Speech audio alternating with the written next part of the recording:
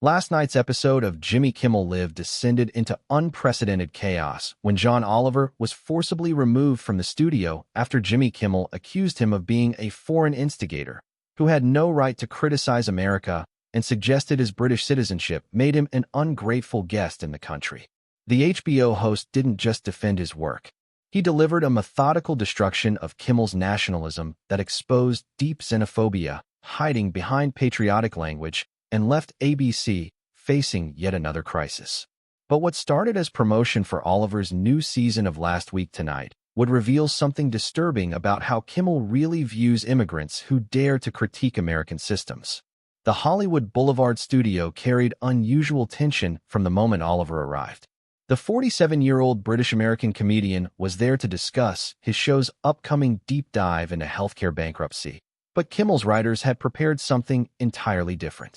A production assistant later revealed that Kimmel had specifically told them to remind him he's a guest in this country and see how he likes Britain being criticized.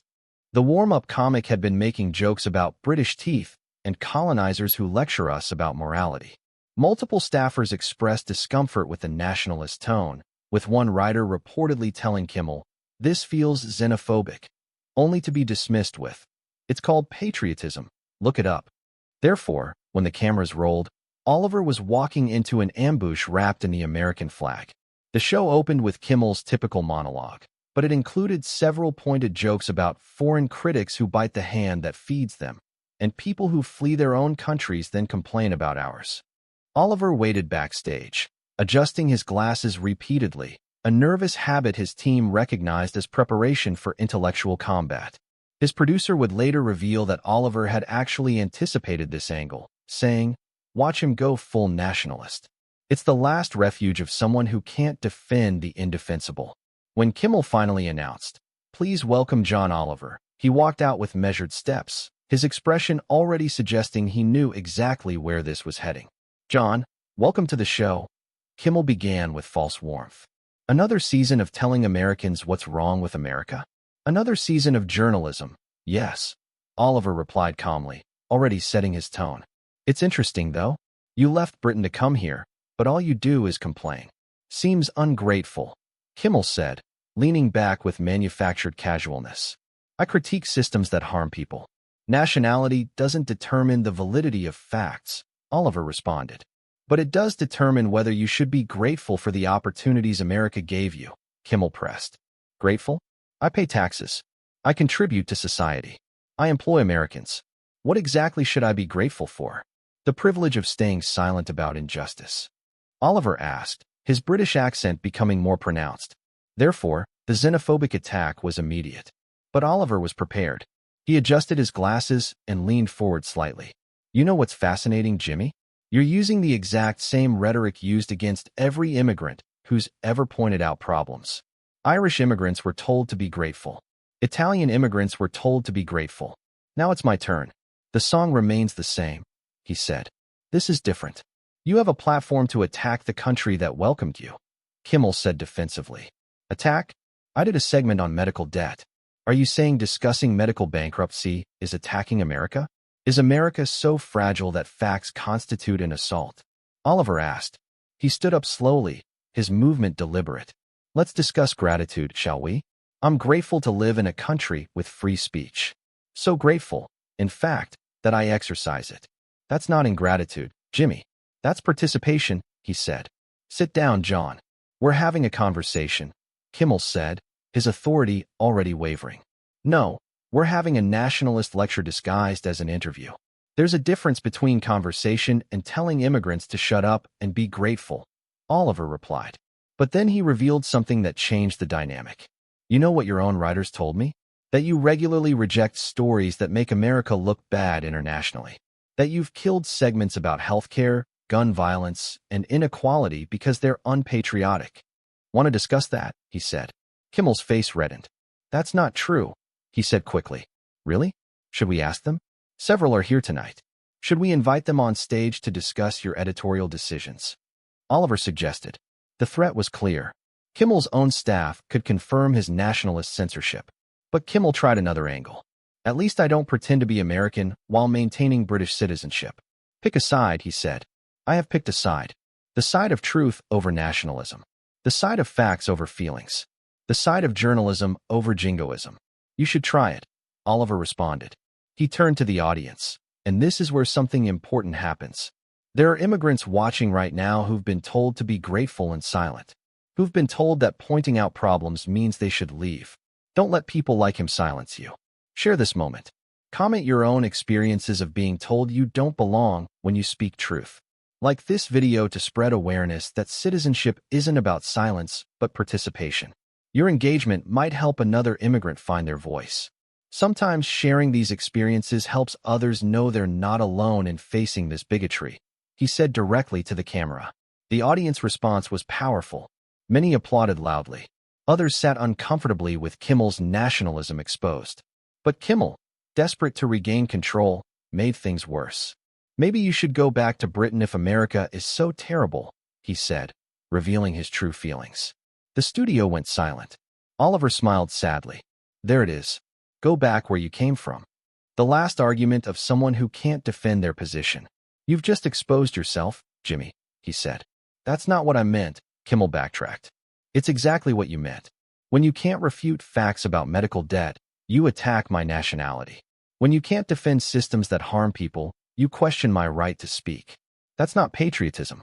That's xenophobia, Oliver observed. He moved closer to Kimmel's desk. You want to know what real patriotism is? It's wanting your country to be better. It's pointing out problems so they can be fixed. It's caring enough to critique. Your version? Blind loyalty and enforced silence. That's not patriotism. That's nationalism, he said. You don't understand American values, Kimmel said weakly. I understand them better than you.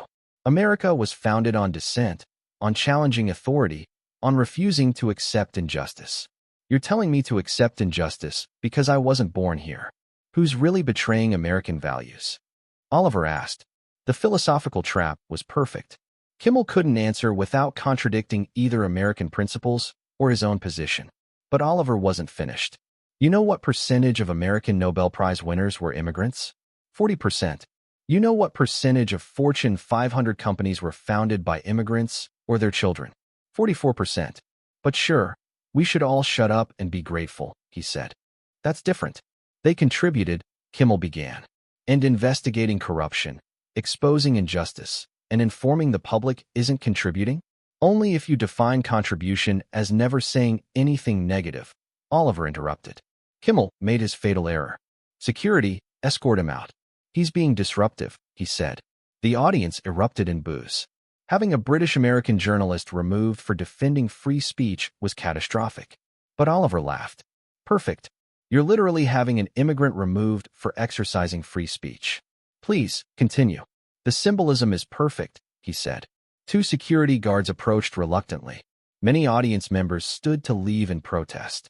Some shouted, "Let him speak," and "xenophobe." This is my show, Kimmel said desperately.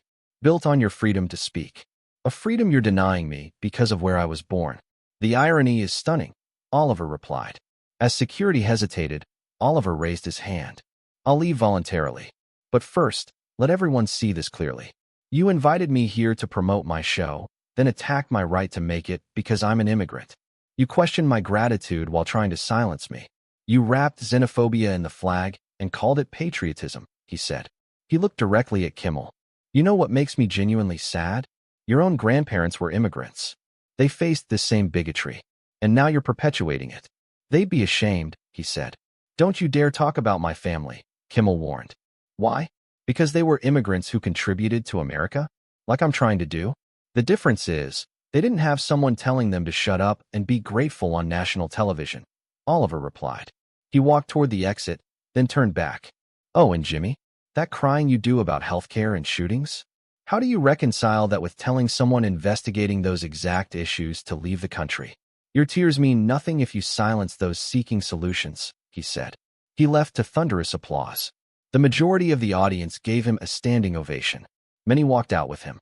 The show couldn't continue normally. Within minutes, #KimmelXenophobia was trending globally.